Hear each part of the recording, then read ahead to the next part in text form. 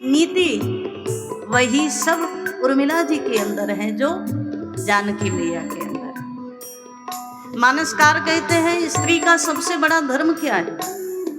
बोले स्त्री का सबसे बड़ा धर्म यदि कुछ है तो यही है कि पतिदेव के प्रति हृदय से, मन वचन कर्म से अनुकूलता बना ले। उसकी सेवा, उसकी पूजा, उसका धर्म सबसे बड़ा यही है।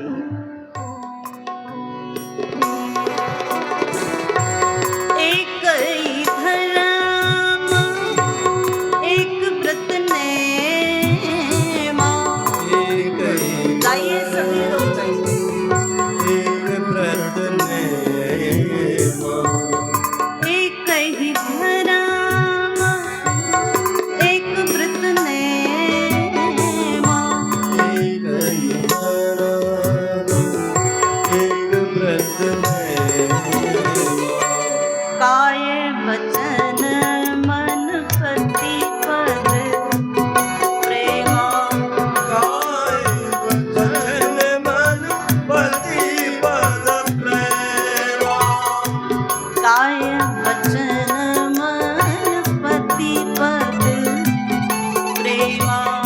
काय वचन मन पति पद प्रेमा। स्त्री का धर्म क्या है? माताएं सावधानी से सुनना, आपका एक ही धर्म है, एक ही धर्म, एक व्रत नेमा। भले ही आप सप्ताह के 7 दिनों में से किसी दिन व्रत ना करो, चल जाएगा। सावधानी से सुनना, आप जितने करते हो ना, कोई सोमवार का, कोई मंगल का, कोई बुधवार का, कोई फलाना, वो व्रत ना करो, चल जाएगा। एक ही नियम है, एक ही व्रत है, और वो क्या है? काय वचन मन पति पद प्रेमा। मानसकार कहते हैं मन वचन और कर्म से पति के चरणों में प्रेम कर लो, यही तुम्हारा सबसे बड़ा व्रत है। अच्छा, करवा चौथ आता है, और करवा चौथ तो आजकल टीवी में देख देख करके ज्यादा हो गया, बड़ा व्रत हो गया है ना। तो जब करवा चौथ आता है तो व्रत रखते हो पति के लिए? सब माताएं रखती हैं, जितनी सौभाग्यवती माताएं। लेकिन एक बात आपसे कह दे, करवा चौथ से पहले 2-4-10 दिन पहले कहेगी कि देखो करवा चौथ आने वाला है, मेकअप पर इतना खर्चा होगा, साड़ी नई दिलवानी पड़ेगी, ये गहने दिलवाओ, करवा चौथ आ रहा है ना, इसलिए। अच्छा, एक बात बताओ, अच्छा चलो पतिदेव दिला भी दे, सहजता में सरलता में तो कोई बड़ी बात नहीं, लेकिन एक देवी तो ऐसी है, बोले अगर नवलखा हार नहीं मिला तो समझ लेना करवा चौथ वाले दिन व्रत ही तोड़ देंगे, और व्रत तोड़ देंगे तो समझ लो आपकी लंबी उम्र के लिए व्रत है ना, आपकी लंबी उम्र के लिए रखा जा रहा है। अगर इन्होंने तोड़ दिया तो समस्या किसको होगी? लेकिन एक बात कहे, करवा चौथ भी ना कर पाओ, कोई बात नहीं, एक ही धर्म एक व्रत नेमा, काय वचन मन पति पद प्रेमा। अपने मन वचन कर्म से यदि पति के प्रति समर्पण हो गया ना, तो वही सबसे बड़ा व्रत हो गया। कई बार ये माताएं मंदिर जा रही हैं, अच्छी बात है, मंदिर जाना खराब तो नहीं, लेकिन जब मंदिर जाती है ना, पता चला पतिदेव घर में भूखे बैठे, 12 बजे तक घर का काम काज निपटाया, उसके बाद में नहा धो करके मंदिर गई तो पतिदेव तो घर में भूखे बैठे हैं और वहां मैया को मना रहे हैं। अच्छा, मैया खुश होगी कि नाराज होगी, जरा बताओ? बस धर्म के मर्म को समझ लो तो सब समझ लिया। घर में पतिदेव भूखे बैठे हैं और आप मंदिर में मैया को मना रहे हैं, तो मैया खुश नहीं होगी, क्योंकि आपका धर्म यही है कि पतिदेव के प्रति आपका समर्पण हो। आजकल इसीलिए तो रिश्ते नहीं चल रहे। क्यों? आज पत्नी कोई है ही नहीं, दोनों ही पति है। देखो, थोड़ा सा अटपटा लगेगा सुनने में आपको, लेकिन आजकल क्या है, आप बेटे के विवाह में जा रहे हो ना, तो बेटा जिसे विवाह कर ला रहा है वो भी पति ही बन करके आ रही है, पत्नी बन करके नहीं आ रही। और इसीलिए महाराज एक भी झुकने को तैयार नहीं। हम तुमसे कम है क्या? और यही समस्या शुरू हो जाती है।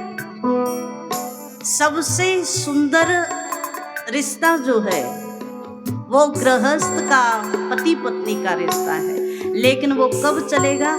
जब आप एक दूसरे के प्रति समर्पित हो। केवल पत्नी के लिए नहीं, पति के लिए भी कहा गया है। जैसे राम जी सामने कितनी ही सुंदर बनकर के शूर्पणखा आ जाए, राम जी ने देखा क्या?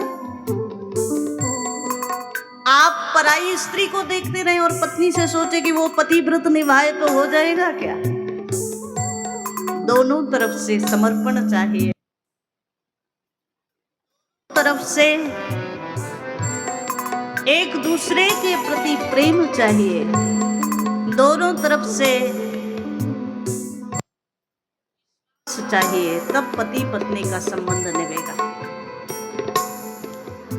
उर्मिला जी के जीवन को देखे जरा, साथ रहना पतिव्रत नहीं है, पति के अनुकूल रहना पतिव्रत है। मानसकार दर्शन करा रहे हैं। जिस समय लक्ष्मण जी माता से विदा होकर के आए, बीच में उर्मिला जी का भवन था। लक्ष्मण जी एक बार तो निकल गए, वहां तक चले गए। वहां तक जाने के बाद फिर लगा कि उर्मिला से एक बार बोल करके चलूं। मानस में तो ये प्रकरण नहीं आया, मानस में एक कथा नहीं है, लेकिन राधे श्याम रामायण में ये प्रकरण है और अन्य रामायणों में भी। मैथिली शरण गुप्त जी ने बड़ा सुंदर लिखा है साकेत में। मानसकार दर्शन करा रहे हैं। जिस समय लक्ष्मण जी जाने लगे, 2-4 कदम तो निकल गए थे, फिर मन में आया एक बार उर्मिला से विदा होकर के चलो, लौट कर आए। उर्मिला को तब तक सूचना हो गई थी कि भगवान राम वन जा रहे हैं और साथ में हमारे पतिदेव भी जा रहे हैं। उर्मिला जी आरती का थाल लिए दरवाजे पर खड़ी थी। पतिदेव बिना देखे निकल गए वहां तक, तब भी उर्मिला ने आवाज नहीं लगाई और लौट करके आ गए तो भी ज्यादा प्रसन्न नहीं बने। लक्ष्मण जी ने देखा उर्मिला खड़ी है, मर्यादा देखना, संस्कार देखना। लक्ष्मण जी ने कहा, उर्मिला उर्मिला विदा करो, है दिन उत्साह दिखाने का।